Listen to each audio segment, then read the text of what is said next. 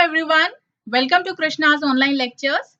In this video of engineering mechanics, I am going to discuss some more equations of rectilinear motion.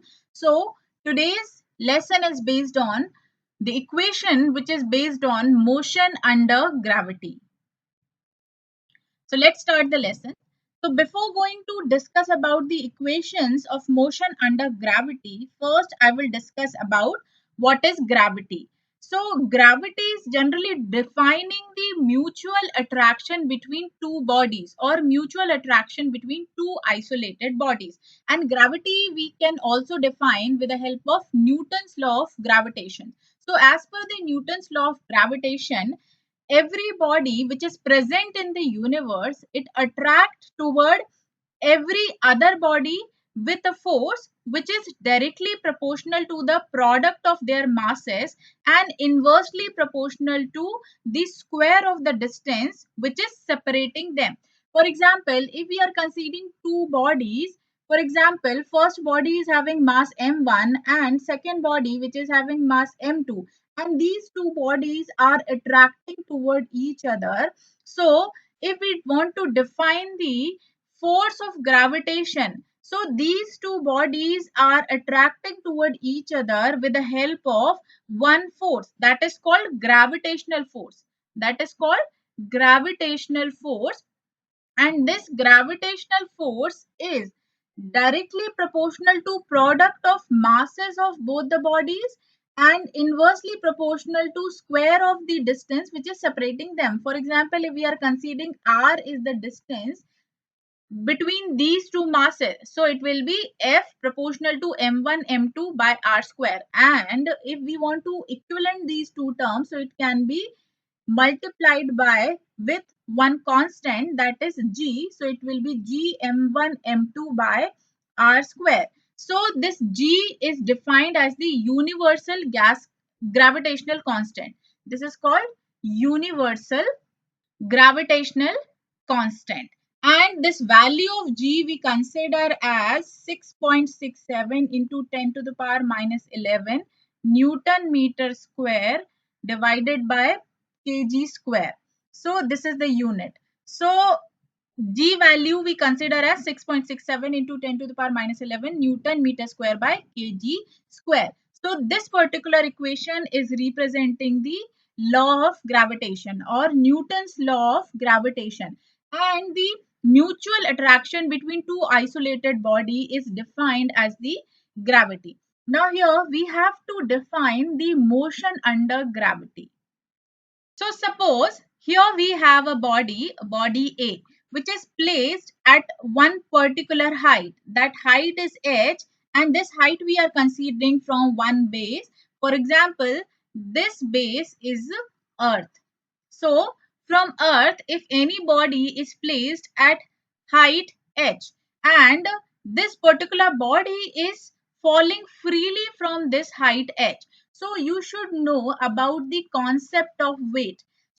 So if we define the term that is called weight, so weight we generally define as a force which system or which any body exert due to gravitational acceleration. So weight we consider as a force. With the help of this weight, system is attracted toward the earth. So weight is related to gravitational acceleration. And this gravitational acceleration we denote by g, which value is 9.81 meter per second square. So here we are considering one body which is placed at one height h from the earth. Suppose this body is falling freely towards the earth from this particular height h. So what will happen when this body is in stable condition? For example, it is resting on some other platform or some other base. So when this body is not moving downward, in that particular condition, initial velocity of the body is 0. Now when it is going to start or when it is going to move in downward direction, so the velocity of the body is continuously increasing. So when the velocity of the body is continuously increasing because of the free fall, so this is happening because of the gravitational acceleration value g, or it is happening because of weight. because of weight only, any body move in a downward direction when it is not subjected to any other external force. So here force which is subjected on this body which is falling freely, here that is considerable as a weight. So when the velocity of the body is continuously increasing, it means it is increasing because of the gravitational acceleration value that is generally equivalent to 9.81 meter per second square. So this particular motion we consider as a motion under gravity, because here we are considering gravitational acceleration is the main cause for the motion, or weight is the main force which are generally representing the motion or downward motion of the body or falling of the body. So this particular motion is considered as motion under gravity. So here we are considering acceleration value as 9.81, that is g. So in all equations which we have discussed in earlier lesson, in previous lesson, so in all the equations we will replace the value of a with g.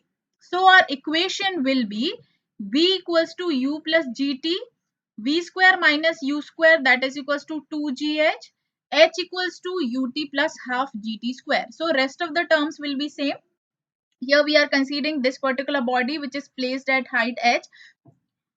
In equation of rectilinear motion, we have considered this equation. When body is moving along a straight line path and at the initial condition velocity is u and at the final condition velocity is v, distance between these two bodies is s and time taken by the body is t. So here we are considering same condition, only here motion is the rectilinear motion, but this motion we are considering under gravity. So a value will be replaced by g and this s value will be replaced by height h. So this height h is representing the distance traveled by the body. So this is our first body, this is our second body. When second body is moving toward first body, so it will cover h distance with gravitational acceleration g, and velocity will increase. So at initial condition velocity we will consider 0, and from this point velocity is continuously increasing, and at this particular point when body comes in rest condition, so at that point also velocity will be 0. So this concept I'll tell you later. So according to this, when any body is falling freely due to gravitation or due to gravitational acceleration, so these are the equation which we will consider. So v equals to u plus gt, v square minus u square equals to 2gh, h equals to ut plus half gt square, where u is the initial velocity, v is the final velocity, g is the gravitational acceleration, and h is the vertical distance traveled in time t. We can also define the distance traveled in nth second, that is defined by Sn, or we can define it as Hn also. So it will be u plus g by 2, 2n minus 1, where n is the nth second. So these are the formula which we will consider motion under gravity. Now let's consider the first condition, when body is placed at height h and it is moving downward. So when any body which is falling from a height h, so at this particular point when body is in stable condition, so u is the initial velocity. So at this particular point initial velocity will be 0, and from this particular point velocity of the body is continuously increasing up to this point, and at this point body will be in rest condition. So for this particular condition value of u or initial velocity is 0. So if we are putting this u value 0 in all the equation here in these three equations of motion under gravity, if we are putting u equals to 0 for this particular condition, so our equation will be, first equation will be v equals to gt, where u equals to 0. Second equation is v square equals to 2gh. Here we are putting u value 0 in these three equations. So these are the equations. So v square equals to 2gh and h equals to 1 by 2 gt square, and Sn or Hn will be g by 2 2n minus 1. So this particular equation we are considering when body is falling from a particular height where initial velocity is 0. So this is our first condition, and in this particular condition the velocity of the body will continuously increase from this particular point. At this point, u value is 0. Now, when body is going to start motion toward the earth, so velocity will continuously increase. Now, the second condition is when the body is moving upward. So here we have a body which is placed on a earth and it is moving in upward direction. So what will happen? At this particular point, body will be in rest condition. There will be no velocity. Now when body is going to start the motion, so it will move with maximum velocity.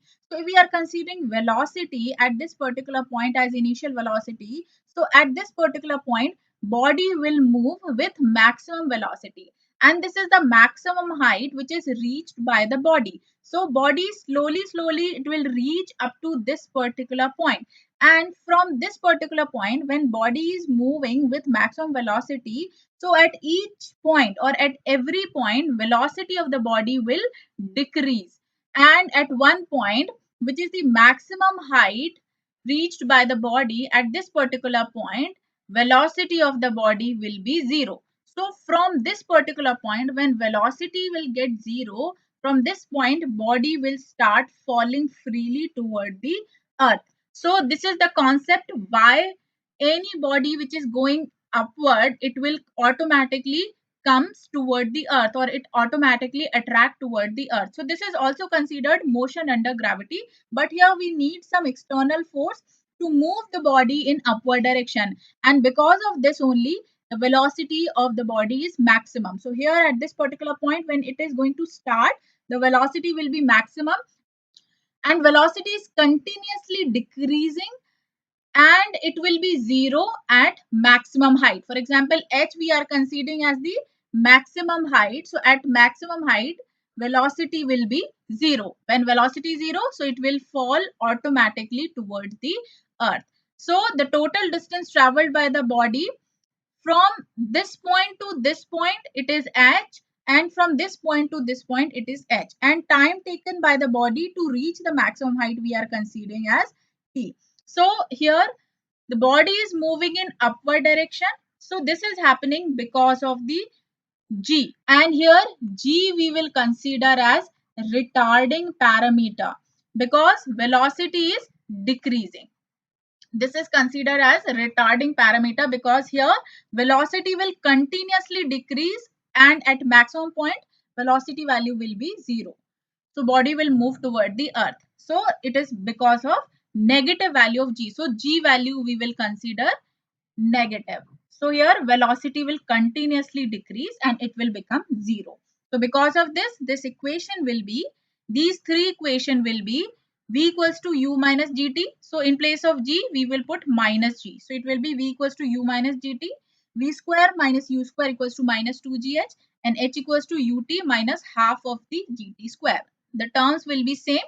U is the initial velocity, v is the final velocity, g is the gravitational acceleration, and h is the vertical distance traveled in time t by the body. So these are the equation.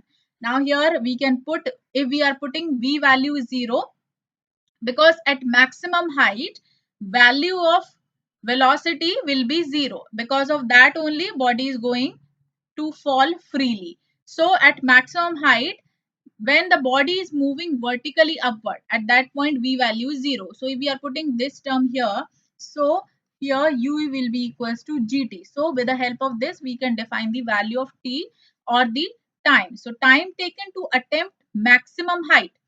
Here body is going to attempt maximum height h in time t.